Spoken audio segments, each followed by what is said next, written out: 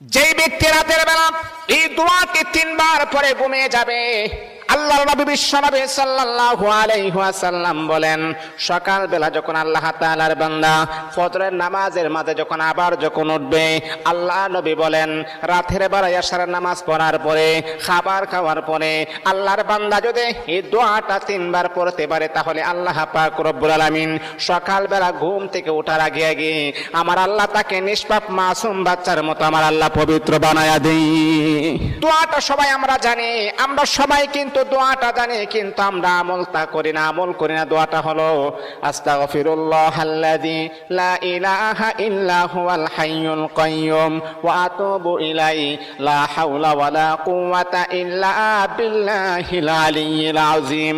3 বার যদি আপনি পড়তে পারি, ইনশাআল্লাহ আল্লাহ পাক রব্বুল আলামিন আমার আপনার জীবনের সমস্ত গুনাহগুলোকে আমার আল্লাহ ক্ষমা করে দিবেন।